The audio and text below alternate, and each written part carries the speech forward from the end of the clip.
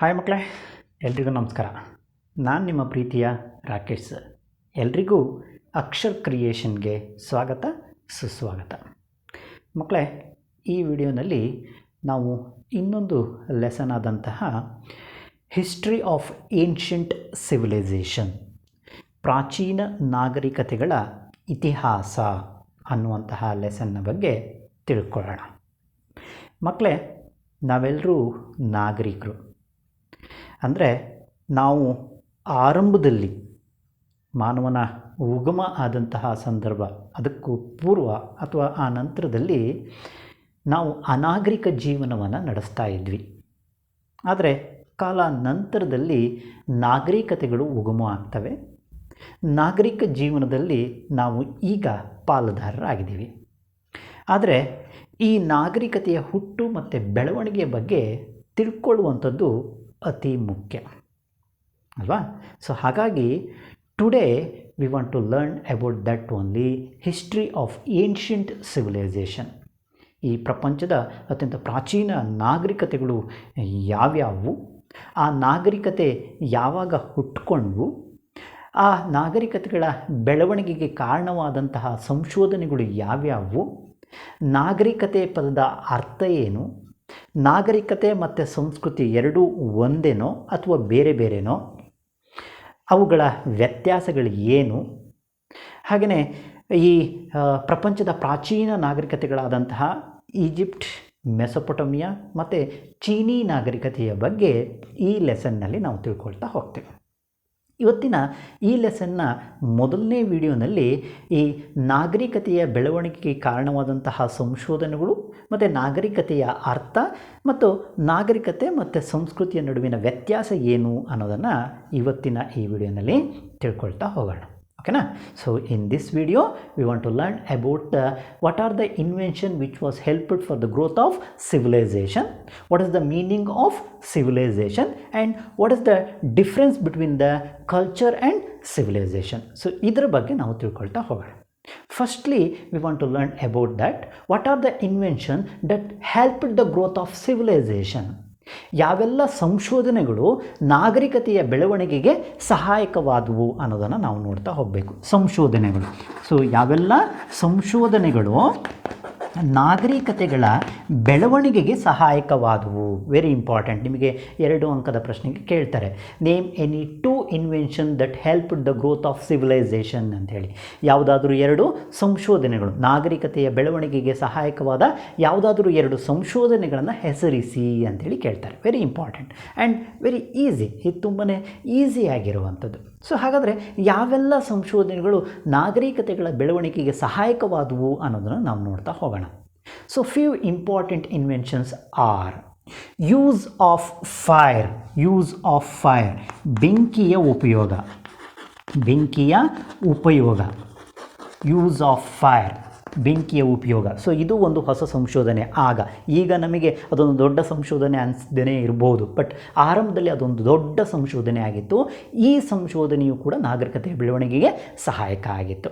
Use of fire, it was one of the most important invention which was also helped for the growth of civilization. And then rearing of animals, ಪ್ರಾಣಿಗಳ ಸಾಕಾಣಿಕೆ,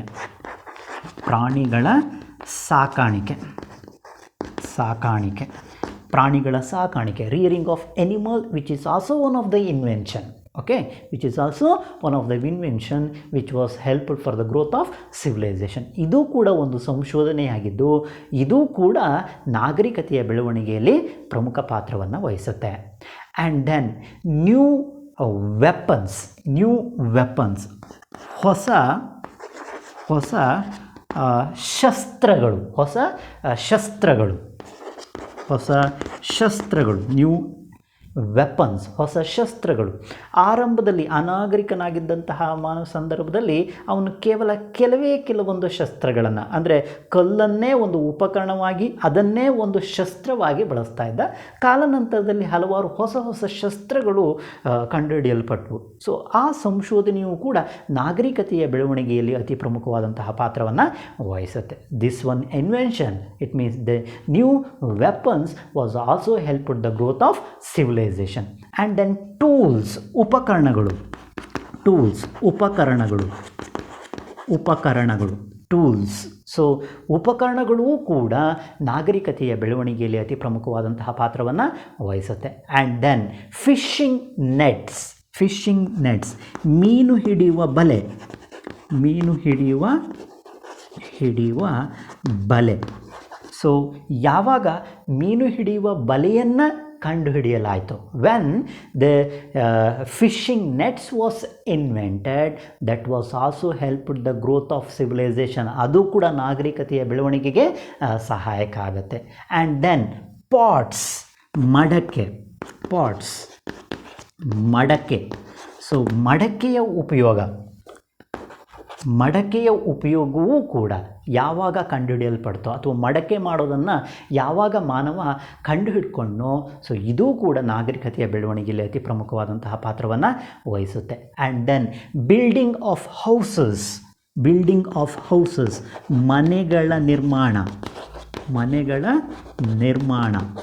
ಮನೆಗಳ ನಿರ್ಮಾಣವನ್ನು ಯಾವಾಗ ಮನುಷ್ಯ ಮಾಡೋದಕ್ಕೆ ಪ್ರಾರಂಭ ಮಾಡಿದ್ನೋ ಅಥವಾ ಮನೆಗಳ ನಿರ್ಮಾಣವನ್ನು ಮಾಡೋದನ್ನು ಯಾವಾಗ ಕಲ್ತ್ನೋ, ಸೊ ಅದು ಕೂಡ ನಾಗರಿಕತೆಯ ಬೆಳವಣಿಗೆಯಲ್ಲಿ ಅತಿ ಪ್ರಮುಖವಾದಂತಹ ಪಾತ್ರವನ್ನು ವಹಿಸುತ್ತೆ. When man learned the building of houses, this invention was also helped the growth of civilisation.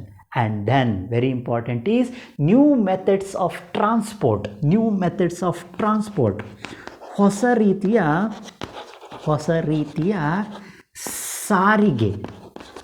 ರೀತಿಯ ಸಾರಿಗೆ ವ್ಯವಸ್ಥೆಗಳು, ನ್ಯೂ ಮೆಥಡ್ಸ್ ಆಫ್ ಟ್ರಾನ್ಸ್ಪೋರ್ಟ್, ಸಾರಿಗೆ ವ್ಯವಸ್ಥೆಯನ್ನು ಯಾವಾಗ ಮನುಷ್ಯ ಕಲ್ತ್ನೋ, ಸೊ ಅದು ಕೂಡ ಮಾನವನ ವಿಕಾಸದಲ್ಲಿ ಅತಿ ಪ್ರಮುಖವಾದಂತಹ ಪಾತ್ರವನ್ನು ವಹಿಸುತ್ತೆ. And then very important invention which was helped for the growth of civilisation is, ಅತಿ ಪ್ರಮುಖವಾದಂಥ ಒಂದು ಸಂಶೋಧನೆ ನಾಗರಿಕತೆಯ ಬೆಳವಣಿಗೆಯಲ್ಲಿ ಅತಿ ಪ್ರಮುಖ ಪಾತ್ರ ವಹಿಸಿದ್ದು ಯಾವುದಪ್ಪ ಅಂದರೆ ವೀಲ್ಸ್, ಚಕ್ರಗಳು. ವೆರಿ ಇಂಪಾರ್ಟೆಂಟ್, ಚಕ್ರಗಳು. ಈ ನಾಗರಿಕತೆಯ ಅತಿ ತೀವ್ರತರವಾದಂತಹ ಬೆಳವಣಿಗೆಯಲ್ಲಿ ಈ ಚಕ್ರಗಳ ಸಂಶೋಧನೆ ಅತಿ ಪ್ರಮುಖವಾದಂತಹ ಪಾತ್ರವನ್ನು ವಹಿಸುತ್ತೆ. The invention of wheels which was mostly helped the growth of civilization. And one more is agriculture. ಹಾಗೆಯೇ ವ್ಯವಸಾಯವನ್ನು ಕಂಡುಹಿಡಿದದ್ದು ಅಥವಾ ಕೃಷಿಯನ್ನು ಆತ ಕಂಡುಕೊಂಡದ್ದು, ಉಳುಮೆ ಮಾಡೋದನ್ನು ಕಲಿತದ್ದು, ಇದು ಮಾನವನ ವಿಕಾಸದಲ್ಲಿ ಅತೀ ಪ್ರಮುಖವಾದಂತಹ ಪಾತ್ರವನ್ನು ವಹಿಸುತ್ತೆ ಅಥವಾ ಈ ಮಾನವನ ನಾಗರಿಕತೆಯ ಬೆಳವಣಿಗೆಯಲ್ಲಿ ಅತಿ ಪ್ರಮುಖವಾದಂತಹ ಪಾತ್ರವನ್ನು ಅದು ವಹಿಸುತ್ತೆ. So these are the few important invention which var helped for the growth of civilisation. ಇವೆಲ್ಲ ಪ್ರಮುಖವಾದಂತಹ ಸಂಶೋಧನೆಗಳು. ಈಗ ನಮಗೆ ಇವೆಲ್ಲ ಎಂತಹ ಸಂಶೋಧನೆಗಳು ಅನಿಸುತ್ತೆ, ಇವೇನು ದೊಡ್ಡ ಸಂಶೋಧನೆಗಳ, ಇವು ಹೇಗೆ ನಾಗರಿಕತೆ ಬೆಳವಣಿಗೆಗೆ ಸಹಾಯಕ ಆದವು ಅಂತೇಳಿ ಅನಿಸುತ್ತೆ. ಬಟ್ ಇನ್ ದ ಬಿಗಿನಿಂಗ್, ಆರಂಭದಲ್ಲಿ ಇವೇ ದೊಡ್ಡ ಸಂಶೋಧನೆಗಳಾಗಿದ್ವು. ಒಂದು ವೇಳೆ ಈ ಸಂಶೋಧನೆಗಳು ಆಗದೇ ಹೋಗಿದ್ದರೆ ನಾಗರಿಕತೆ ಬೆಳವಣಿಗೆ ಹೊಂದೋದಕ್ಕೆ ಸಾಧ್ಯನೇ ಇರ್ತಿರಲಿಲ್ಲ ಅಲ್ವಾ. ಸೊ ಬೆಂಕಿಯ ಉಪಯೋಗ ತಿಳಿದನೇ ಹೋಗ್ತಿದ್ದಿದ್ರೆ ಸೊ ಇವತ್ತಿಗೂ ಕೂಡ ಮಾನವ ಬೇಯಿಸದೇ ಆಹಾರವನ್ನು ಸೇವಿಸಬೇಕಿತ್ತು ಅಲ್ವಾ. ಪ್ರಾಣಿಗಳಿಗೆ ಸಾಕಾಣಿಕೆ ಅವನಿಗೆ ಗೊತ್ತಿಲ್ಲದೇ ಹೋಗಿದ್ದಿದ್ರೆ ಸೊ ಅವನು ಒಬ್ಬ ಅಲೆಮಾರಿಯಾಗಿಯೇ ಜೀವನವನ್ನು ಸಾಗಿಸ್ತಾ ಇದ್ದ. ಹೊಸ ಶಸ್ತ್ರಾಸ್ತ್ರಗಳು ಅವನಿಗೆ ಗೊತ್ತಾಗ್ದೇ ಹೋಗಿದ್ದಿದ್ರೆ ಇಷ್ಟು ದೊಡ್ಡ ಮಟ್ಟದ ರಾಜ್ಯಗಳನ್ನು ಕಟ್ಟೋದಕ್ಕೆ ಆತ ಸಾಧ್ಯ ಆಗ್ತಿರಲಿಲ್ಲ. ಉಪಕರಣಗಳು ಅವರಿಗೆ ಗೊತ್ತಿಲ್ಲದೇ ಹೋಗಿದ್ದಿದ್ರೆ ಯಾವುದೇ ಚಟುವಟಿಕೆಗಳು ನಡೆಯೋದಕ್ಕೆ ಸಾಧ್ಯನೇ ಇರ್ತಿರಲಿಲ್ಲ. ಮೀನು ಹಿಡಿಯುವ ಬಲೆಯನ್ನು ಆತ ಕಂಡುಹಿಡಿದೇ ಹೋಗಿದ್ದಿದ್ರೆ ಹೊಸದಾದಂತಹ ಒಂದು ಉದ್ಯೋಗವಾದ ಮೀನುಗಾರಿಕೆ ಅನ್ನೋದನ್ನು ಆರಂಭ ಮಾಡೋಕ್ಕೆ ಸಾಧ್ಯನೇ ಆಗ್ತಿರಲಿಲ್ಲ. ಮಡಕೆಯನ್ನು ಆತ ಕಂಡುಹಿಡಿದೇ ಹೋಗಿದ್ದಿದ್ರೆ ಬೇಯಿಸಿದ ಆಹಾರವನ್ನು ತಿನ್ನುವಂತಹ ವ್ಯವಸ್ಥೆಗೆ ಆತ ಹೋಗ್ತಾನೇ ಇರಲಿಲ್ಲ. ಮನೆಗಳ ನಿರ್ಮಾಣ ಮಾಡದೇ ಹೋಗಿದ್ದಿದ್ರೆ ಅವನು ಅಲೆಮಾರಿಯಾದಂತಹ ಜೀವನವನ್ನೇ ಆತ ನಡೆಸ್ಕೊಂಡಿರ್ತಿದ್ದ. ಹೊಸ ರೀತಿಯ ಸಾರಿಗೆ ವ್ಯವಸ್ಥೆ ಕಂಡುಹಿಡಿದೇ ಹೋಗಿದ್ದಿದ್ರೆ ಒಂದು ಸ್ಥಳದಿಂದ ಇನ್ನೊಂದು ಸ್ಥಳಕ್ಕೆ ಸರಾಗವಾಗಿ ಹೋಗೋದಕ್ಕೆ ಸಾಧ್ಯನೇ ಆಗ್ತಿರಲಿಲ್ಲ. ಚಕ್ರವನ್ನು ಕಂಡುಹಿಡಿದೇ ಹೋಗಿದ್ದಿದ್ರೆ ಪ್ರಪಂಚದಲ್ಲಿ ಯಾವುದೇ ಚಟುವಟಿಕೆಗಳು ನಾಗರಿಕತೆಯ ಬೆಳವಣಿಗೆ ಸಹಾಯಕ ಆಗ್ತಾನೇ ಇರಲಿಲ್ಲ. ಸೊ ಅತಿ ಪ್ರಮುಖವಾಗಿ ಹಾಗೆಯೇ ವ್ಯವಸಾಯವೂ ಕೂಡ ಅಲ್ವಾ. ಸೊ ಇವೆಲ್ಲ ಪ್ರಮುಖವಾದಂತಹ ಸಂಶೋಧನೆಗಳು. These are the few important invention that was helped for the growth of civilization, like use of fire, rearing of animal, new weapons, tools, fishing nets, pots, building of houses, new method of transport, wheel and agriculture are the few important inventions which were helpful for the growth of civilization. ಓಕೆನಾ? So ಇವೆಲ್ಲ ಪ್ರಮುಖವಾದಂತಹ ಸಂಶೋಧನೆಗಳು ಇವು ನಾಗರಿಕತೆಯ ಬೆಳವಣಿಗೆಗೆ ಸಹಾಯಕ ಆಯಿತು. There is one slogan, there is one statement. This is very important. They can ask for 2 marks, 2 ಅಂಕಕ್ಕೆ ಈ ಕ್ವಶನ್ ಕೂಡ ಕೇಳ್ತಾರೆ. ಏನಂತೇಳಿ ಒಂದು ಸ್ಟೇಟ್ಮೆಂಟ್ ಇದೆಯಪ್ಪ ಅಂದರೆ, moving wheels made the civilisation. Moving wheels made the civilisation. ತಿರುಗುವ ಚಕ್ರಗಳು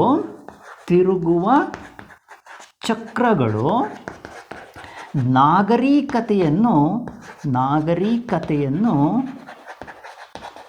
ಬೆಳೆಸಿದವು ಅಂಥೇಳಿ ಒಂದು ವ್ಯಾಖ್ಯಾನವನ್ನು ನಾವು ನೋಡ್ತೇವೆ ಅಥವಾ ಹೇಳಿಕೆಯನ್ನು ನಾವು ಗುರುತಿಸ್ತೇವೆ. ಸೊ ಇದರ ಮೇಲೆ ಒಂದು ಕ್ವಶನನ್ನು ಕೇಳ್ತಾರೆ. Moving wheels made the civilisation. How? ಹೇಗೆ ಈ ತಿರುಗುವ ಚಕ್ರಗಳು ನಾಗರಿಕತೆಯನ್ನು ಬೆಳೆಸಿದವು? ಈ ಹೇಳಿಕೆಯನ್ನು ಸಮರ್ಥಿಸಿ ಅಥವಾ ಹೇಗೆ ಅಂಥೇಳಿ ಕ್ವಶನನ್ನು ರೈಸ್ ಮಾಡ್ತಾರೆ 2 ಅಂಕಕ್ಕೆ. So very easy. ಏನು ಬರಿಬೇಕಾಗತ್ತಪ್ಪ ಅಂದರೆ ಇಲ್ಲಿ, the invention of moving wheel by man. The invention of moving wheel by man brought major changes in the professions, very important, in the professions of potter, carpenter, blacksmith, and rope maker and transport system. See, some important, ಕೆಲ ಪ್ರಮುಖವಾದಂತಹ ಉದ್ಯೋಗಗಳಲ್ಲಿ ಸಾಕಷ್ಟು ಬದಲಾವಣೆಯನ್ನು ತರುತ್ತೆ. ಯಾವುದರ ಸಂಶೋಧನೆಯೊಂದಿಗೆ ಅಂದರೆ ಈ ಚಕ್ರದ ಸಂಶೋಧನೆಯಿಂದಾಗಿ ಇದರ ಸಂಶೋಧನೆಯಿಂದಾಗಿ ಕೆಲವೊಂದು ಪ್ರಮುಖ ಉದ್ಯೋಗಗಳಲ್ಲಿ ಮಹತ್ವದ ಬದಲಾವಣೆಗಳಾಗ್ತವೆ. It brought major changes in the some important professions. Like ಕೆಲ ಪ್ರಮುಖ ಉದ್ಯೋಗಗಳು ಯಾವ್ಯಾವು? ಪಾಟರ್ ಅಂದರೆ ಕುಂಬಾರ ಅಥವಾ ಕುಂಬಾರಿಕೆ. ಸೊ ಇವರ ಉದ್ಯೋಗದಲ್ಲಿ ಬದಲಾವಣೆಯನ್ನು ತರುತ್ತೆ. ದೆನ್ ಕಾರ್ಪೆಂಟರ್, ಬಡಿಗೆ ಮಾಡುವಂತಹ ಕೆಲಸದಲ್ಲಿ ಬಡಿಗೆಗಾರರಿಗೆ ಕೆಲವೊಂದು ಸುಧಾರಣೆಯನ್ನು ಜಾರಿಗೆ ತರುತ್ತೆ. ಆ್ಯಂಡ್ ದೆನ್ ಬ್ಲ್ಯಾಕ್ ಸ್ಮಿತ್, ಕಮ್ಮಾರಿಕೆ ಮಾಡುವಂಥವರಲ್ಲಿ, ಕಮ್ಮಾರರಲ್ಲಿ, ಸೊ ಅವರಲ್ಲೂ ಕೂಡ ಕೆಲವೊಂದು ಬದಲಾವಣೆಯನ್ನು ತರುತ್ತೆ. ಆ್ಯಂಡ್ ರೋಪ್ ಮೇಕರ್, ಹಗ್ಗ ತಯಾರಿಸುವಂಥವರಲ್ಲಿ, ಹಗ್ಗ ತಯಾರಿಕೆ, ಸೊ ಆ ಉದ್ಯೋಗದಲ್ಲೂ ಕೂಡ ಕೆಲವೊಂದು ಬದಲಾವಣೆಯನ್ನು ತರುತ್ತೆ. And very important thing is in the transport system, ಸಾರಿಗೆ ವ್ಯವಸ್ಥೆ. ಸೊ ಈ ರಂಗದಲ್ಲಿ ಸಾಕಷ್ಟು ಬದಲಾವಣೆಯನ್ನು ಯಾವ ಸಂಶೋಧನೆ ತರುತ್ತಪ್ಪ ಅಂದರೆ ಈ ಚಕ್ರದ ಸಂಶೋಧನೆ ತರುತ್ತೆ. ಸೊ ಈ ಎಲ್ಲ ಉದ್ಯೋಗದಲ್ಲಿ ಬದಲಾವಣೆ ಆಗಿದ್ದರಿಂದಾಗಿ ಇವರೆಲ್ಲರೂ ಕೂಡ ಎಂತಹ ಜೀವನವನ್ನು ನಡೆಸೋದಕ್ಕೆ ಪ್ರಾರಂಭ ಮಾಡಿದ್ರಪ್ಪ ಅಂದರೆ which was helped for the civilisation. ಇದು ನಾಗರಿಕತೆ ಬೆಳೆಯೋದಕ್ಕೆ ಸಹಾಯಕ ಆಯಿತು. ಈ ಉದ್ಯೋಗಗಳಲ್ಲಿ ಬದಲಾವಣೆ ತಂದಿದ್ದರಿಂದಾಗಿ, ಈ ಉದ್ಯೋಗದಲ್ಲಿ ಈ ಚಕ್ರದ ಉಪಯೋಗವನ್ನು ಆರಂಭಿಸಿದ್ದರಿಂದ ಅಥವಾ ಚಕ್ರವನ್ನು ಸಂಶೋಧನೆ ಮಾಡಿದರ ಪರಿಣಾಮವಾಗಿ ಈ ಕೆಲವು ಪ್ರಮುಖವಾದಂತಹ ಉದ್ಯೋಗದಲ್ಲಿ ಬದಲಾವಣೆಗಳು ಕಂಡು ಬಂದವು. ಇದು ನಾಗರಿಕತೆಯ ಬೆಳವಣಿಗೆಗೆ ಸಹಾಯಕ ಆಯಿತು. ಸೊ ಹಾಗಾಗಿ ಏನಂತೇಳಿ ಕರೀತಾರೆ, ತಿರುಗುವ ಚಕ್ರಗಳು ನಾಗರಿಕತೆಯನ್ನು ಬೆಳೆಸಿದವು ಅಂಥೇಳಿ. ಓಕೆನಾ? ಸೊ ಏತಕ್ಕೋಸ್ಕರ ಹೀಗೆ ಹೇಳಲಾಗ್ತಪ್ಪ ಅಂದರೆ, why the moving wheels made the civilisation, why this statement are saying. So ಈ ವ್ಯಾಖ್ಯಾನವನ್ನು ನೀಡೋದಕ್ಕೆ ಕಾರಣ ಏನಪ್ಪ ಅಂದರೆ, because the invention of moving wheel by man brought major changes in this professions. So ಯಾವೆಲ್ಲ ಪ್ರೊಫೆಷನಲ್ಲಿ ಅಂದರೆ ದಟ್ ಪಾಟ್ರಿ, ಸೊ ಯಾವುದರಲ್ಲಿ ಮಡಕೆ ಮಾಡೋದರಲ್ಲಿ ಅಥವಾ ಮಡಕೆ ಮಾಡೋದರಲ್ಲಿ. And then very important is carpenter, ಬಡಿಗೆ ಉದ್ಯೋಗದಲ್ಲಿ. And then very important that is blacksmith, ಕಮ್ಮಾರಿಕೆಯಲ್ಲಿ ಆ್ಯಂಡ್ ರೋಪ್ ಮೇಕಿಂಗ್ ಯಾವುದು ಹಗ್ಗ ಮಾಡುವಂಥದ್ರಲ್ಲಿ ಆ್ಯಂಡ್ ದೆನ್ ಟ್ರಾನ್ಸ್ಪೋರ್ಟ್ ಸಿಸ್ಟಮ್ ಸಾರಿಗೆ ವ್ಯವಸ್ಥೆಯಲ್ಲಿ ಸಾಕಷ್ಟು ಬದಲಾವಣೆಯನ್ನು ತರುತ್ತೆ. ಸೊ ಹಾಗಾಗಿ ಈ ಸ್ಟೇಟ್ಮೆಂಟನ್ನು ಹೇಳ್ಬೋದು, ಏನೋ ತಿರುಗುವ ಚಕ್ರಗಳು ನಾಗರಿಕತೆಯನ್ನು ಬೆಳೆಸಿದವು ಅಂಥೇಳಿ. ಸೊ ಎಲ್ಲ ಉದ್ಯೋಗದಲ್ಲಿ ಬದಲಾವಣೆ ತಂದಿದ್ದರಿಂದಾಗಿ ಇವರೆಲ್ಲರೂ ನಾಗರಿಕ ಜೀವನವನ್ನು ಆರಂಭಿಸೋದಕ್ಕೆ ಕಾರಣ ಆಗತ್ತೆ. ಸೊ ಹಾಗಾಗಿ ಹೀಗೆ ಹೇಳಲಾಗತ್ತೆ. ಸೊ ಹೀಗೆ ಪ್ರಮುಖವಾದಂತಹ ಸಂಶೋಧನೆಗಳೇನಿರುವು, ಇವೆಲ್ಲ ಸಂಶೋಧನೆಗಳು ಬೆಂಕಿಯ ಉಪಯೋಗ ಆಗಿರ್ಬೋದು, ಪ್ರಾಣಿಗಳ ಸಾಕಾಣಿಕೆ ಆಗಿರ್ಬೋದು, ಹೊಸ ಶಸ್ತ್ರಾಸ್ತ್ರಗಳು ಕಂಡುಹಿಡಿದಿದ್ದಾಗಿರ್ಬೋದು, ಉಪಕರಣಗಳನ್ನು ಕಂಡುಹಿಡಿದಿದ್ದಾಗಿರ್ಬೋದು, ಮೀನು ಹಿಡಿಯುವ ಬಲೆಯನ್ನು ಕಂಡುಹಿಡಿದಿದ್ದಾಗಿರ್ಬೋದು, ಮಡಕೆ ತಯಾರಿಕೆ ಆಗಿರ್ಬೋದು, ಮನೆಗಳ ನಿರ್ಮಾಣ, ಹೊಸ ರೀತಿಯ ಸಾರಿಗೆ, ಚಕ್ರ ಮತ್ತು ವ್ಯವಸಾಯಗಳ ಸಂಶೋಧನೆ ಏನಿತ್ತೋ ಇವು ನಾಗರಿಕತೆಯ ಬೆಳವಣಿಗೆಯಲ್ಲಿ ಅತಿ ಪ್ರಮುಖವಾದಂತಹ ಪಾತ್ರವನ್ನು ವಹಿಸುತ್ತೆ. This are the few important inventions which were helpful for the growth of civilization. So now we want to learn about that. What is the meaning of civilization? ನಾಗರಿಕತೆ ಅಂದರೆ ಏನು, ಅದರ ಅರ್ಥ ಏನು ಅನ್ನೋದನ್ನು ನಾವು ತಿಳ್ಕೊಳ್ಬೇಕಾಗುತ್ತೆ. ಅರ್ಥ, ನಾಗರಿಕತೆಯ ಅರ್ಥ, ಮೀನಿಂಗ್ ಆಫ್ ಸಿವಿಲೈಸೇಷನ್. ಸೊ ನಾಗರಿಕತೆ ಅಂದರೆ ಸರ್ವೇ ಸಾಮಾನ್ಯವಾಗಿ ಏನು ಹೇಳ್ತೇವೆ, ನಾಗರಿಕ ಜೀವನವನ್ನು ನಡೆಸುವಂಥದ್ದು ಅಂತೇಳಿ ಅಲ್ವಾ. ಸೊ ಏನು ಹಾಗಂದರೆ ನಾಗರಿಕ ಜೀವನ ಅಂದರೆ ಏನು ಅನ್ನೋದನ್ನು ನಾವು ನೋಡ್ತಾ ಹೋಗಬೇಕಾಗತ್ತೆ. ಸೊ ಮೊದಲಿಗೆ ದ ವರ್ಡ್ ಸಿವಿಲೈಸೇಷನ್, ಆ ಸಿವಿಲೈಸೇಷನ್ ಅನ್ನುವಂತಹ ಪದ ಇದೆಯಲ್ಲ, the word civilization which is derived from the Latin word. So word civilisation, ನಾಗರಿಕತೆ ಅನ್ನುವಂತಹ ಪದ, ನಾಗರಿಕತೆ ಅಥವಾ ಸಿವಿಲೈಸೇಷನ್ ಅನ್ನುವಂತಹ ಪದ ಏನಿದೆಯೋ, ಸೊ ಈ ಪದ ಯಾವ ಭಾಷೆಯ ಪದದಿಂದ ಬಂದಿದಪ್ಪ ಅಂದರೆ ಲ್ಯಾಟಿನ್ ಭಾಷೆಯ ಪದದಿಂದ ಬಂದಿದೆ. ಲ್ಯಾಟಿನ್ ಭಾಷೆಯ ಪದದಿಂದ ಬಂದಿದೆ. The word civilization which is derived from the Latin word, ನಾಗರಿಕತೆ ಅಥವಾ ಸಿವಿಲೈಸೇಷನ್ ಎಂಬ ಪದ ಲ್ಯಾಟಿನ್ ಭಾಷೆಯ ಪದದಿಂದ ಬಂದಿದೆ. ಸೊ ಹಾಗಾದರೆ ಲ್ಯಾಟಿನ್ ಭಾಷೆಯ ಯಾವ ಪದದಿಂದ ಬಂದಿದೆ ಅಂದರೆ ಸಿವಿಲಿಸ್ ಅನ್ನುವಂತಹ ಪದದಿಂದ ಬಂದಿದೆ. ಸಿವಿಲಿಸ್ ಅನ್ನುವ ಪದದಿಂದ ಬಂದಿದೆ. ಲ್ಯಾಟಿನ್ ಭಾಷೆಯ ಸಿವಿಲಿಸ್, CIVILIS, ಸಿವಿಲಿಸ್ ಅನ್ನುವಂತಹ ಪದದಿಂದ ಬಂದಿದೆ. ಸಿವಿಲಿಸ್ ಪದದ ಅರ್ಥ ಏನು ಅಂದರೆ, what is the meaning of civilis? Civilis ಪದದ ಅರ್ಥ ಸಿಟಿ ಅಥವಾ ಸಿಟಿ ಸ್ಟೇಟ್ ಅನ್ನುವ ಅರ್ಥವನ್ನು ಕೊಡುತ್ತೆ. ನಗರ, ನಗರ ಅಥವಾ ನಗರ ರಾಜ್ಯ, ನಗರ ರಾಜ್ಯ ಅನ್ನೋ ಅರ್ಥವನ್ನು ಕೊಡುತ್ತೆ. ಓಕೆನಾ. The word civilization which is derived from the Latin word civilis which means city or city state.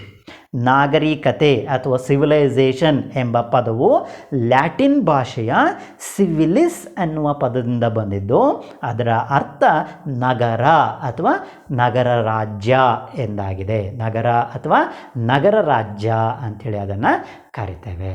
ಓಕೆನಾ. ಸೊ ಹಾಗಾದರೆ ನಾಗರಿಕತೆ ಪದದ ಅರ್ಥ ಏನು?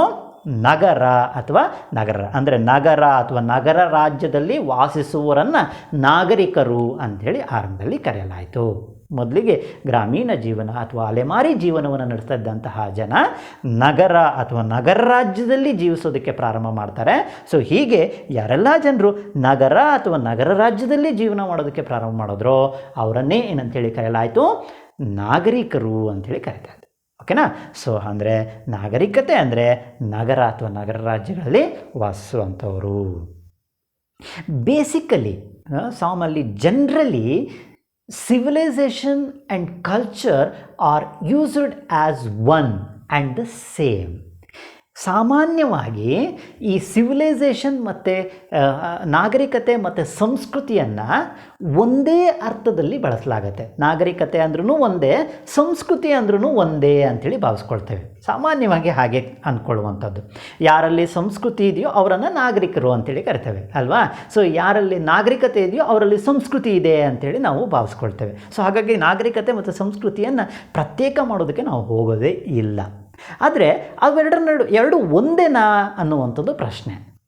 ಅಲ್ಲ, ಅವೆರಡೂ ಕೂಡ ಒಂದೇ ಅಲ್ಲ. ಅವೆರಡರಲ್ಲೂ ಸಾಕಷ್ಟು ವ್ಯತ್ಯಾಸಗಳಿವೆ. ನಾಗರಿಕತೆ ಅಂದ್ರೇ ಬೇರೆ, ಸಂಸ್ಕೃತಿ ಅಂದ್ರೇ ಬೇರೆ. ಸೊ ಹಾಗಾದರೆ ನಾವು ಈಗ ನೋಡಬೇಕಾದದ್ದೇ ಅದು, what are the difference can be seen in between culture and civilisation. ನಾಗರಿಕತೆ ಮತ್ತು ಸಂಸ್ಕೃತಿಯ ನಡುವೆ ಯಾವೆಲ್ಲ ವ್ಯತ್ಯಾಸವನ್ನು ನಾವು ಗುರುತಿಸ್ತೇವೆ ಅನ್ನೋದನ್ನು ನಾವೀಗ ನೋಡ್ತಾ ಹೋಗಬೇಕು. ನಾಗರಿಕತೆ ಮತ್ತು ಸಂಸ್ಕೃತಿಯ ನಡುವೆ ಏನೆಲ್ಲ ವ್ಯತ್ಯಾಸಗಳಿವೆ, ಅವೆರಡು ಒಂದೇ ಅಲ್ಲ ಅಂದರೆ ಸೊ ಯಾವ ವ್ಯತ್ಯಾಸವನ್ನು ನಾವು ಗುರುತಿಸ್ಬೋದು ಅನ್ನೋದನ್ನು ನಾವೀಗ ನೋಡ್ತಾ ಹೋಗೋಣ. ನಾಗರಿಕತೆ ಮತ್ತು ಸಂಸ್ಕೃತಿಯ ನಡುವಿನ ವ್ಯತ್ಯಾಸ, difference between culture and civilisation. ಸಂಸ್ಕೃತಿ ಮತ್ತು ನಾಗರಿಕತೆ ನಡುವಿನ ವ್ಯತ್ಯಾಸ. ನಾಗರಿಕತೆ ಒಂದು ಕಡೆ ಸಂಸ್ಕೃತಿ ಬರ್ಕೊಳ್ಳಿ, ಇನ್ನೊಂದು ಕಡೆ ನಾಗರಿಕತೆ ಅಂತೇಳಿ ಬರ್ಕೊಳ್ಳಿ. ಸೊ ಇವೆರಡರ ನಡುವಿನ ವ್ಯತ್ಯಾಸಗಳು ಏನು ಅನ್ನೋದನ್ನು ನಾವು ನೋಡ್ತಾ ಹೋಗೋಣ. ಓಕೆನಾ? ಸೊ ಏನು ಅಂದರೆ ಸಂಸ್ಕೃತಿ, ಫಸ್ಟಿಗೆ ಕಲ್ಚರನ್ನು ನಾವು ನೋಡೋದಾದರೆ ಕಲ್ಚರ್ ಆ್ಯಂಡ್ ಸಿವಿಲೈಸೇಷನ್. ಕಲ್ಚರಲ್ಲಿ ನಾವು ನೋಡೋದಾದರೆ culture it most of it internal, ಇದು ಅಂತರ್ಗತವಾದದ್ದು. ಇದು ಅಂತರ್ಗತವಾದದ್ದು. ಸಂಸ್ಕೃತಿ ಅನ್ನುವಂಥದ್ದು ಅಂತರ್ಗತವಾದದ್ದು. Most of it internal. It is external, ಇದು ಏನು ಬಾಹ್ಯ ಸ್ವರೂಪವುಳ್ಳದ್ದು. ಬಾಹ್ಯ ಸ್ವರೂಪವಾದಂಥದ್ದನ್ನು ನಾವು ನಾಗರಿಕತೆ ಅಂತೇಳಿ ಕರಿತೇವೆ. ಸೊ ನಿಮಗೆ ಎರಡನೇ ವ್ಯತ್ಯಾಸವನ್ನು ತಿಳಿಸಿದ ನಂತರ ಏನು ಅಂತರ್ಗತ ಏನು ಬಾಹ್ಯ ಅನ್ನೋದು ಅರ್ಥ ಆಗುತ್ತೆ. ಸೊ ಹಾಗಾಗಿ ಎರಡನೇ ಪಾಯಿಂಟನ್ನು ತಗೊಳ್ಳಿ ನೆಕ್ಸ್ಟು. ಸೊ ಎರಡನೇ ಪಾಯಿಂಟ್ ಯಾವುದಪ್ಪ, ಏನು ಮೇಜರ್ ಡಿಫ್ರೆನ್ಸನ್ನು ನಾವು ನೋಡ್ತೀವಪ್ಪ ಅಂದರೆ it included, it means culture included art. So ಈ ಸಂಸ್ಕೃತಿ ಅನ್ನುವಂಥದ್ದು ಕಲೆಯನ್ನು ಒಳಗೊಂಡಿದೆ. ಆರ್ಟ್ ಕಲೆ, ಆ್ಯಂಡ್ ದೆನ್ ಲಿಟ್ರೇಚರ್ ಸಾಹಿತ್ಯವನ್ನು ಒಳಗೊಂಡಿದೆ. ಓಕೆನಾ? ಸಂಸ್ಕೃತಿ ಅನ್ನುವಂಥದ್ದು ಸಾಹಿತ್ಯವನ್ನು ಒಳಗೊಂಡಿದೆ. It included art, literature and religion, ಧರ್ಮವನ್ನು ಒಳಗೊಂಡಿದೆ. ರಿಲಿಜಿಯನ್, ಫಿಲಾಸಫಿ, ತತ್ವಶಾಸ್ತ್ರವನ್ನು ಒಳಗೊಂಡಿದೆ.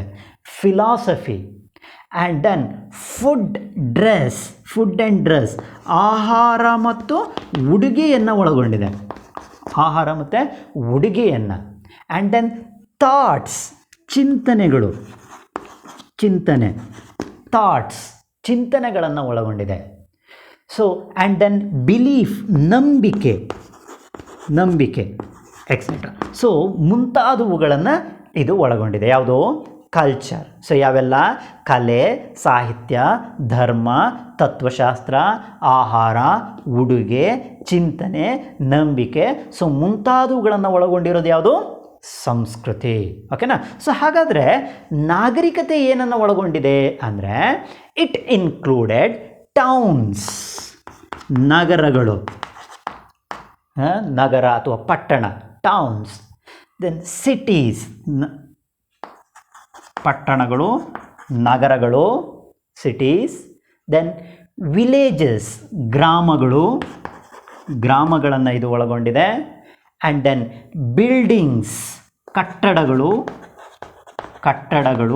ಬಿಲ್ಡಿಂಗ್ಸ್. ಆ್ಯಂಡ್ ದೆನ್ ಬ್ರಿಡ್ಜ್, ಸೇತುವೆಗಳನ್ನು ಇದು ಒಳಗೊಂಡಿರುತ್ತೆ. ಆ್ಯಂಡ್ ದೆನ್ ಟ್ರಾನ್ಸ್ಪೋರ್ಟ್, ಸಾರಿಗೆಯನ್ನು ಇದು ಒಳಗೊಂಡಿದೆ. ಸಾರಿಗೆಯನ್ನು ನಾವು ಗುರುತಿಸ್ಬೋದು. ಆ್ಯಂಡ್ ಟೆಕ್ನಾಲಜಿ, ತಂತ್ರಜ್ಞಾನ. ಸೊ ಮುಂತಾದವುಗಳನ್ನು ಇದು ಒಳಗೊಂಡಿದೆ.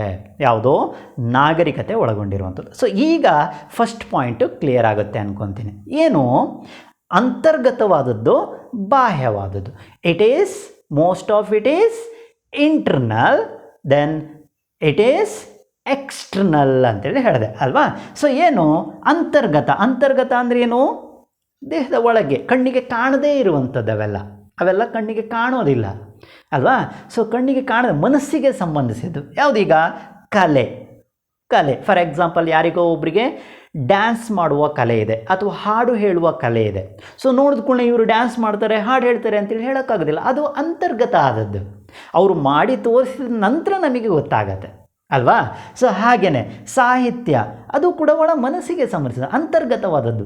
ನೋಡಿದ ಕೂಡಲೇ ಇವರು ಸಾಹಿತಿಗಳು ಅಂತ ಹೇಳುವಾಗ ನಮಗೆ ಪರಿಚಯ ಇದ್ದರೆ ಗೊತ್ತು. ಸೊ ಗೊತ್ತಿಲ್ಲದೇ ಹೋದರೆ ಅವರು ಸಾಹಿತಿಗಳು ಅಂತೇಳಿ ಹೇಳೋದಕ್ಕಾಗೋದಿಲ್ಲ ಅಲ್ವಾ. ಸೊ ಧರ್ಮಕ್ಕೆ ಸಂಬಂಧಿಸಿದ ಹಾಗೆಯೂ ಕೂಡ ಸೊ ನಮ್ಮದು ಯಾವ ಧರ್ಮ, ಯಾವುದರ ಬಗ್ಗೆ ನಾವು ನಂಬಿಕೆಯನ್ನು ಇಟ್ಕೊಂಡಿದ್ದೇವೆ ಅನ್ನುವಂಥದ್ರ ಬಗ್ಗೆ ನಮಗೆ ಗೊತ್ತಿಲ್ಲ, ಅದು ಅಂತರ್ಗತ ಆದದ್ದು. ತತ್ವಶಾಸ್ತ್ರವೂ ಕೂಡ ಆಹಾರ ನನಗೆ ಯಾವುದು ಇಷ್ಟ ಅನ್ನುವಂಥದ್ದು ನನಗೆ ಮಾತ್ರ, ನಾವು ಹೇಳ್ಕೊಂಡ್ರೆ ಮಾತ್ರ ಗೊತ್ತಾಗುವಂಥದ್ದು, ಇಲ್ಲವಾದರೆ ಗೊತ್ತಾಗೋದಿಲ್ಲ. ಹುಡುಗಿಯೂ ಕೂಡ ಯಾವುದು ನಮಗಿಷ್ಟ ಅನ್ನುವಂಥದ್ದು ನಾವು ಹೇಳ್ಕೊಂಡ್ರೆ ಮಾತ್ರ. ಹಾಗೆಯೇ ಚಿಂತನೆ, ನಮ್ಮ ಚಿಂತನೆಗಳು, ನಂಬಿಕೆಗಳು, ಸೊ ಇವೆಲ್ಲವೂ ಕೂಡ ಏನು ಅಂತರ್ಗತ ಆದಂಥದ್ದು ಅಲ್ವಾ. So art, technology, religion, philosophy, food, dresses, then thoughts, beliefs, these are internal matters ಅಲ್ವಾ. ಸೊ ಅವೆಲ್ಲವೂ ಕೂಡ ಅಂತರ್ಗತವಾದಂತಹ ವಿಷಯಗಳು. ಆದರೆ ಇವು ಬಾಹ್ಯವಾದದ್ದು ಯಾವುದು? ಈ ನಾಗರಿಕತೆಯಲ್ಲಿ ಏನೆಲ್ಲ ನೋಡ್ತೀವಿ? ನಗರ ಎಲ್ಲರೂ ಕೂಡ ನೋಡ್ಬೋದಲ್ವಾ, ಪಟ್ಟಣಗಳು ಎಲ್ಲರೂ ಕೂಡ ನೋಡ್ಬೋದಲ್ವಾ, ಗ್ರಾಮಗಳು ಎಲ್ಲರಿಗೂ ಕಣ್ಣಿಗೆ ಕಾಣುವಂಥದ್ದು, ಕಟ್ಟಡಗಳು ಎಲ್ಲರೂ ಕೂಡ ಕಣ್ಣಿಗೆ ಕಾಣುವಂಥದ್ದು, ಸೇತುವೆಗಳು ನಮಗೆ ಕಾಣುವಂಥದ್ದೇ, ಸಾರಿಗೆ, ತಂತ್ರಜ್ಞಾನ, ಸೊ ಇವೆಲ್ಲವೂ ಕೂಡ ಏನು ನಮ್ಮ ಕಣ್ಣಿಗೆ ಕಾಣುವಂಥದ್ದು ಅಲ್ವಾ. ಸೊ ಇವುಗಳ ಬೆಳವಣಿಗೆಯನ್ನೇ ನಾಗರಿಕತೆ ಅಂತೇಳಿ ಕರಿತೇವೆ. ನಗರಗಳ ಬೆಳವಣಿಗೆ, ಪಟ್ಟಣಗಳ ಬೆಳವಣಿಗೆ, ಗ್ರಾಮಗಳ ಬೆಳವಣಿಗೆ, ಕಟ್ಟಡಗಳ ಬೆಳವಣಿಗೆ, ಸೇತುವೆಗಳ ಬೆಳವಣಿಗೆ, ಸಾರಿಗೆಯ ಬೆಳವಣಿಗೆ, ತಂತ್ರಜ್ಞಾನದ ಬೆಳವಣಿಗೆ, ಸೊ ಅದನ್ನೇ ನಾಗರಿಕತೆ ಅಂತೇಳಿ ಕರೆಯುವಂಥದ್ದು ಅಲ್ವಾ. ಸೊ ಅಂದರೆ ಇವೇನು ಹಾಗಾದರೆ ಬಾಹ್ಯ ಸ್ವರೂಪವುಳ್ಳದ್ದಂತು ಯಾವುದು? Civilisation. And then third one major difference in between this is so culture. It has no standard of measurement. No standard of measurement. ಇದನ್ನು ಅಳೆಯಲು ಸಾಧ್ಯವಿಲ್ಲ. ಯಾವುದನ್ನು? ಸಂಸ್ಕೃತಿಯನ್ನು ನಾವು ಅಳೆಯೋದಕ್ಕೆ ಸಾಧ್ಯ ಇಲ್ಲ. But civilization has standard of measurement. ಇದನ್ನು ಅಳೆಯಬಹುದು. ಯಾವುದನ್ನು ಅಳೆಯಬಹುದು? ನಾಗರಿಕತೆಯನ್ನು ಅಳೆಯಬಹುದು. ಫಾರ್ ಎಕ್ಸಾಂಪಲ್, ಈಗ ಒಬ್ಬನ ಹತ್ರ ಕಲೆ ಇದೆ. ಯಾವುದೋ ಒಂದು ಕಲೆ, ಹಾಡು ಹೇಳುವ ಕಲೆ. ಯಾರಾದರೂ ಕೇಳ್ತಾರಾ, ಇವನು 2 kg ಹಾಡನ್ನು ಹೇಳುತ್ತಾನೆ ಅಥವಾ 5 ಮೀಟರ್ ಹಾಡನ್ನು ಹೇಳುತ್ತಾನೆ? ಸಾಧ್ಯನೇ ಇಲ್ಲ ಅಲ್ವಾ. ಸೊ ಅದನ್ನು ಅಳೆಯೋದಕ್ಕೆ ಸಾಧ್ಯ ಇಲ್ಲ. ಅದು ಮೀಟರ್ನಲ್ಲಾಗಲಿ kgಯಲ್ಲಾಗಲಿ ಅದನ್ನು ಅಳೆಯೋದಕ್ಕೆ ಸಾಧ್ಯ ಇಲ್ಲ. ಆದರೆ ಈ ನಾಗರಿಕತೆ ಯಾವುದು? ಈಗ ಫಾರ್ ಎಕ್ಸಾಂಪಲ್ ಸೇತುವೆ, ಅದು ಎಷ್ಟು ಉದ್ದ ಇದೆ ಅಂತೇಳಿ ಅಳಿಬೋದಲ್ವಾ. ನಗರ, ಅದು ಎಷ್ಟು ವಿಸ್ತೀರ್ಣವನ್ನು ಹೊಂದಿದೆ ಅಂತೇಳಿ ಅಳಿಬೋದಲ್ವಾ. ಕಟ್ಟಡಗಳು, ಅದು ಎಷ್ಟು ಎತ್ತರವಾಗಿದೆ ಅಂತೇಳಿ ಅಳಿಬೋದಲ್ವಾ. ಸೊ ಅಂದರೆ ಈ ನಾಗರಿಕತೆಯನ್ನು ನಾವು ಅಳಿಬಹುದು. ಯಾವುದನ್ನು ಅಳೆಯೋದಕ್ಕೆ ಸಾಧ್ಯ ಇಲ್ಲ? ಸಂಸ್ಕೃತಿಯನ್ನು ಅಳೆಯೋದಕ್ಕೆ ಸಾಧ್ಯ ಇಲ್ಲ. Culture, it has no standard of measurement, but civilization has standard of measurement. So ಅದನ್ನು ಅಳಿಬಹುದು, ಆದರೆ ಇದನ್ನು ಅಳೆಯೋದಕ್ಕೆ ಸಾಧ್ಯ ಇಲ್ಲ. And then fourth one very important difference in between the culture and civilization is it cannot be said to be always advancing. ಇದನ್ನು ಬೆಳೆಯುತ್ತಲೇ ಇರುತ್ತದೆ ಎಂದು ಹೇಳಲು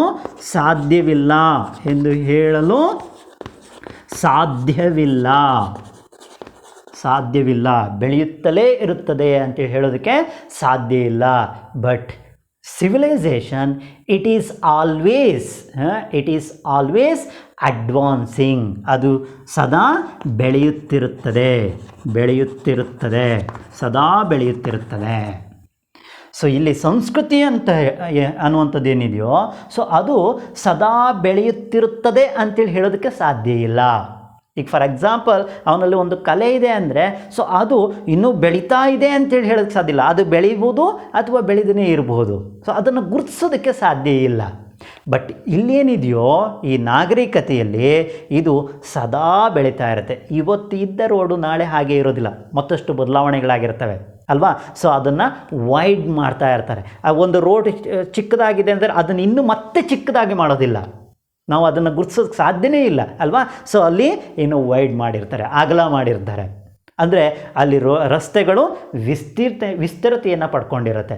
ಈಗ ಇಲ್ಲಿಂದ ಒಂದು 100 ಕಿಲೋಮೀಟರ್ ರಸ್ತೆಯನ್ನು ನಿರ್ಮಾಣ ಮಾಡಿದ್ದಾರೆ ಅಂದರೆ ಅದನ್ನು 50 ಕಿಲೋಮೀಟ್ರಿಗೆ ಇಳಿಸೋದಿಲ್ಲ, ಅದಕ್ಕೆ ಬದಲಾಗಿ ಅದನ್ನು 150 ಕಿಲೋಮೀಟ್ರಿಗೆ ವಿಸ್ತರಣೆ ಮಾಡಲಾಗಿರುತ್ತೆ ಅಲ್ವಾ. ಸೊ ಅಂದರೆ ಇಲ್ಲಿ ಸದಾ ಏನನ್ನು ನೋಡ್ಬೋದು, ನಾಗರಿಕತೆಯಲ್ಲಿ ಬದಲಾವಣೆಯನ್ನು ಅಥವಾ ಬೆಳವಣಿಗೆಯನ್ನು ನಾವು ನೋಡ್ಬೋದು.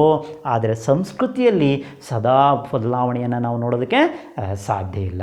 So that is also one of the major difference in between culture and civilisation.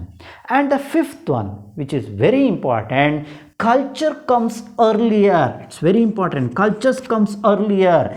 ಈ ಸಂಸ್ಕೃತಿ ಮೊದಲು ಬಂದಿತು.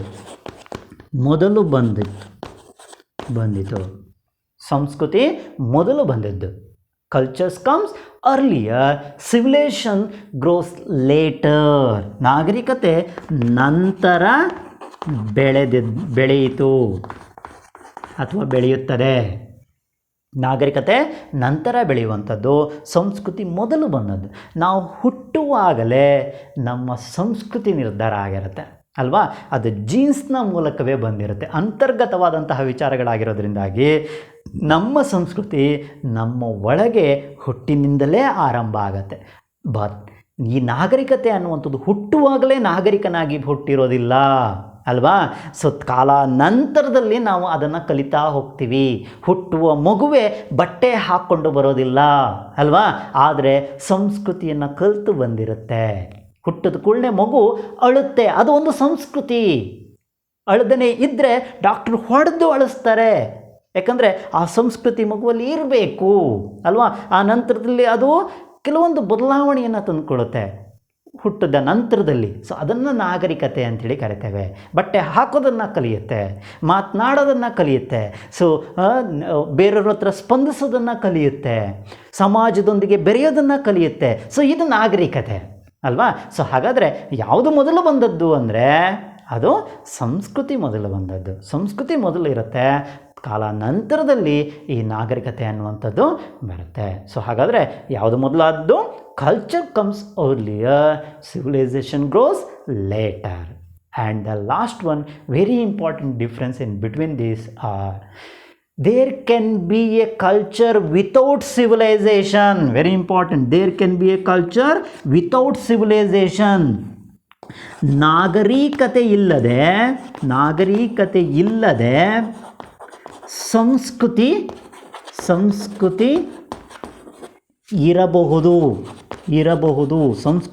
ಇರಬಹುದು. ಆದರೆ there cannot be a civilization without culture. ಆದರೆ ಸಂಸ್ಕೃತಿ ಇಲ್ಲದೆ ನಾಗರಿಕತೆ ಇರಲು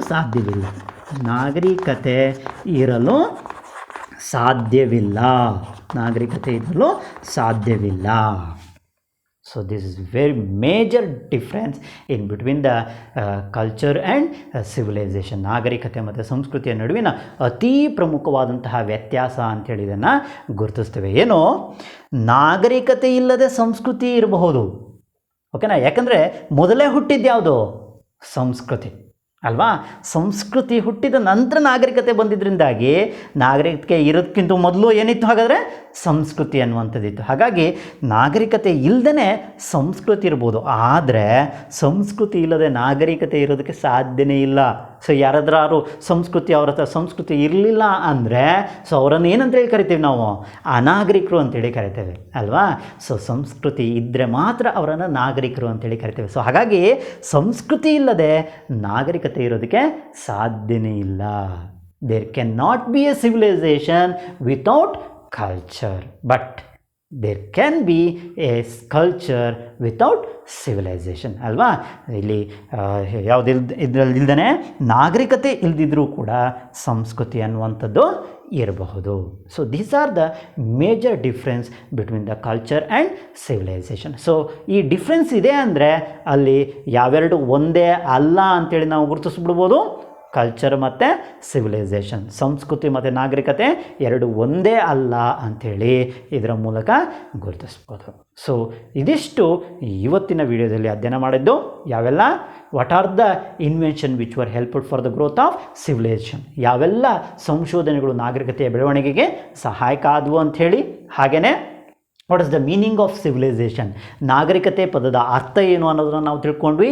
and then what are the difference between the culture and civilisation, ನಾಗರಿಕತೆ ಮತ್ತು ಸಂಸ್ಕೃತಿಯ ನಡುವಿನ ವ್ಯತ್ಯಾಸಗಳು ಏನು ಅನ್ನೋದನ್ನು ನಾವು ತಿಳ್ಕೊಂಡ್ವಿ. ಸೊ ಇದಿಷ್ಟು ಅರ್ಥ ಆಗಿದೆ ಅಂತೇಳಿ ತಿಳ್ಕೊಳ್ತೀನಿ ನಾನು. ಸೊ ನಿಮಗೆ ಇಷ್ಟ ಆಗಿದ್ದರೆ, ಅರ್ಥ ಆಗಿದ್ದರೆ ಇದನ್ನು ಬೇರೆಯವರಿಗೂ ಕೂಡ ಶೇರ್ ಮಾಡಿ ಅಂತೇಳಿ ಕೇಳ್ಕೊಳ್ತಾ, ನನ್ನ ಚಾನಲ್ಗೆ ಸಬ್ಸ್ಕ್ರೈಬ್ ಆಗೋದನ್ನು ಮರಿಬೇಡಿ ಅಂತೇಳಿ ಕೇಳ್ಕೊಳ್ತಾ ಇವತ್ತಿನ ಈ ವಿಡಿಯೋವನ್ನು ಇಲ್ಲಿಗೆ ಮುಗಿಸ್ತೇನೆ ಮಕ್ಕಳೇ. ಮುಂದಿನ ವಿಡಿಯೋದಲ್ಲಿ ಮತ್ತೊಮ್ಮೆ ಭೇಟಿಯಾಗೋಣ. ಎಲ್ರಿಗೂ ನಮಸ್ಕಾರ.